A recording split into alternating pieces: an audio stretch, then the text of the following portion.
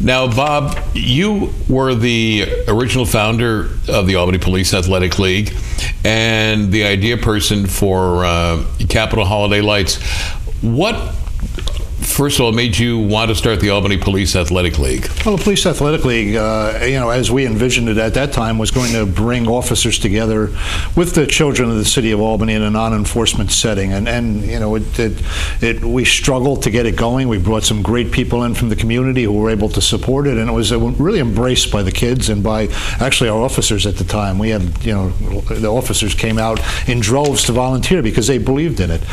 We were convinced at that time that it would make a difference, and I think that Lenny, where he's taken it, has shown that it can make a difference. It has made a difference, and if you look at the tens of thousands, or actually more than tens of thousands, hundreds of thousands of lives that have been touched since 1988, when this organization was developed by that group that we originally pulled together, I think that there's certainly a lot of success stories there, and there's a lot of satisfaction for us in knowing that we were able to do something good that ultimately helped the department as much as, if not more than, it helped these young children who needed some guidance.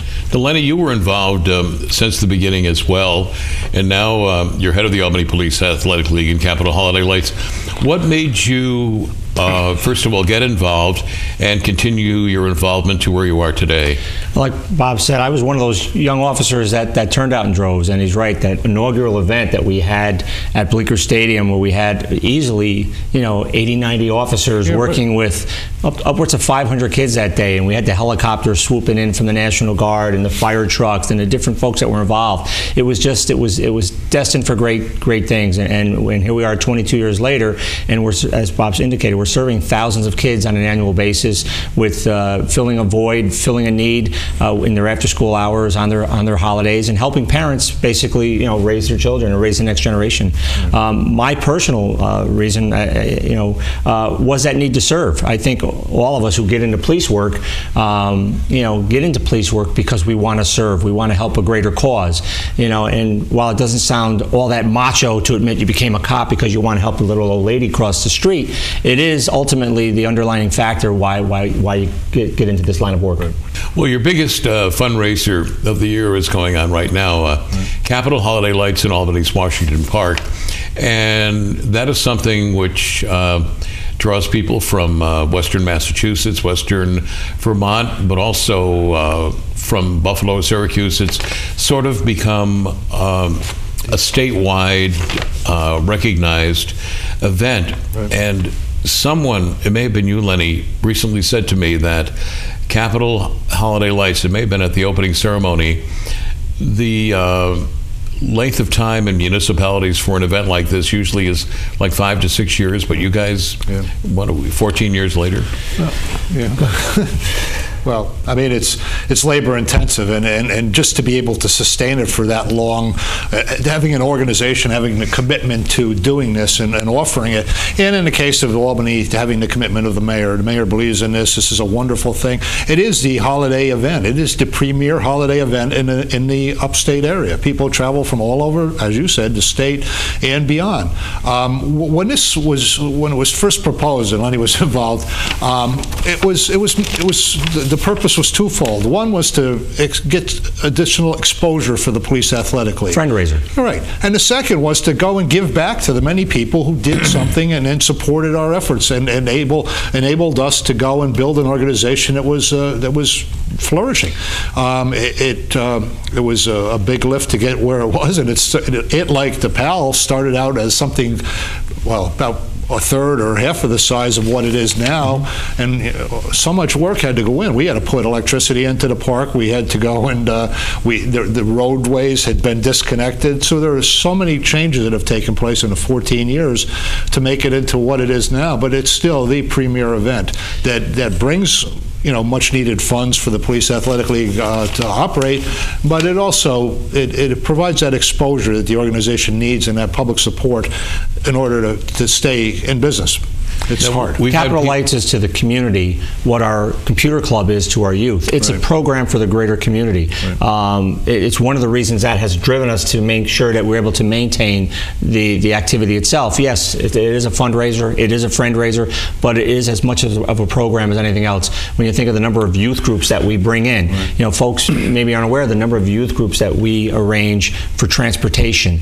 We take care of the admissions. We provide a hot chocolate. Or the senior groups that come in droves to the park. This year we added 3 new special events, walk nights, and those walk nights benefited 3 separate new charities. So again, it's just reaching out to the greater community at large. I mean, we had a pet walk your partners night. We had over 300 folks walking their pets in the park, making donations to the Hudson Mohawk Humane Society and the Animal Protection Foundation.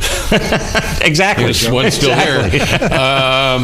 One of the things that I recall that Auriesville Shrine out in the Amsterdam area went up against us. Yeah, right. And up in Saratoga Springs, they started their version of a Capital Holiday Lights. And Auriesville is gone. Saratoga is gone.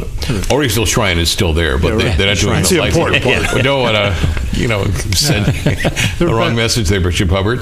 But the one thing that I think that has made Capital Holiday Lights successful is if you go back to 14 years ago and you walk in tonight, and if you had a picture album 14 years ago, you basically see the same people there. Sure. There's a passion that people come back year after year. Do you think that's what makes the difference?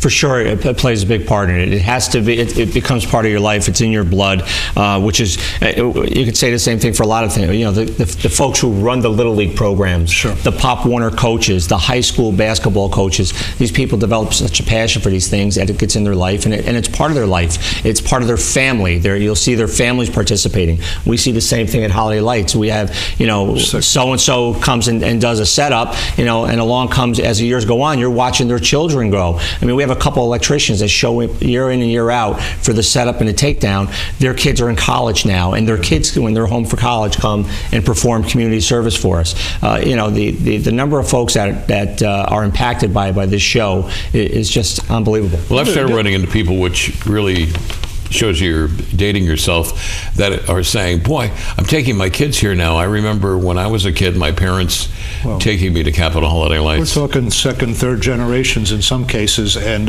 again, I think that, and we watch these other efforts to compete, and I think that it says a lot for the quality of Albany's program as well. People are not disappointed with what they get when they get there. It's a fabulous show. Every year there's an effort made to make it a little more appealing and a little more exciting for people, and it becomes the center of their holiday celebration, and we've seen it. And again, I don't get there as often as I used to, but I used to be there every night, and my favorite part of the night, and Lenny does the same thing, is if everything was running smoothly, I would just walk around and talk with people as they drove through in their cars. Hey, Merry Christmas. Are you having a good time? And the kids would start saying what they wanted for Christmas, and just to be able to know that you're providing that level of excitement and help to make their holidays enjoyable, I think there's a lot to be said for that. Absolutely. I was talking with 3 young ladies last night who had never been to the show. The one young lady, her father's the chief of police at the Glens Falls Police Department. Yeah. She couldn't believe the show. They had stopped me out in front of the lake house, asked me if I would take their picture in front of the castle, which is so grand out in front of the lake house, and then started talking to me about PAL and about the show and just how unbelievable it is. Wish they had something in Glens Falls like it, but are so happy that we're close enough for them to take the ride down and enjoy the show and enjoy the splendor of the holidays. You've had nights where you've had over 1,000 cars. That must be incredible. Oh yeah, last year we had a big night. It was a little over 1,300 cars. It was unbelievable, and I'll tell you, on those nights, you do see how good people in the Capital District are, because it takes a lot of patience, it takes a lot of will and a lot of understanding to make it to the entrance of the show, let alone actually visit the show. There's different things that occur, and folks are just, I guess I'll attribute some of it to the time of the year, and people tend to be happier overall. Yeah, right. Those nights are a challenge, but they're also a lot of fun. they're also a lot of fun to see the crowds and the way the folks move in. And it's like a wave moves into the park and a wave exits the park. A group moves into the lake house to visit all the splendor that's going on there, and a group exits the lake house. I think there's a lot to be said about the caliber of people who are there as volunteers or as employees, because they're the ones who make those nights work. They'll walk along and they'll speak to the people in the car. The people in the car may wait there for an hour, but if someone's engaging the kids and talking about Christmas and Santa Claus and all, it makes the time go by much more quickly. And I think that, again, it says a lot. There's a special group involved in the lights. There always has been, there always will be, because otherwise there wouldn't be any holiday lights. Right? There are people out there. This doesn't start in the end of November. This starts in the end of the summer. Actually, it never stops. But it's a year-round project, and it's certainly.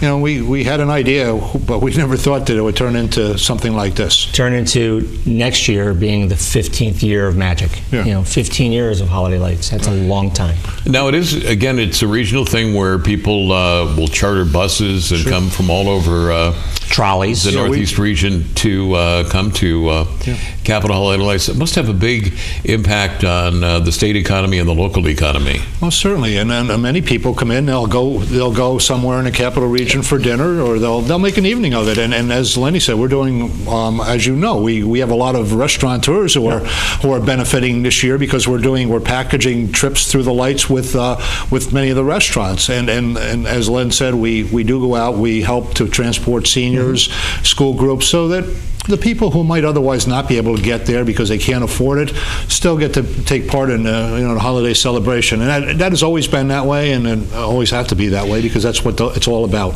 Well, I know of no fewer than a dozen charters that have already made arrangements to come through, are coming from Catskill, coming from Burlington, coming from Agawam. We've had one from Mass. That they're scheduling their trips through. We make suggestions for local dining arrangements and give out restaurant suggestions as far as so they can complete their trip, because then they're going to get back on their coach and head to another stop. Some of them generally involve some shopping along the way if they're stopping over in Lee or going to Cross Gates, but it just completes the package for them. And it's great that with the show situated where it's at, we're able to help generate some interest and some visits to the city as well, and the local merchants and vendors who do support the event are able to benefit as well.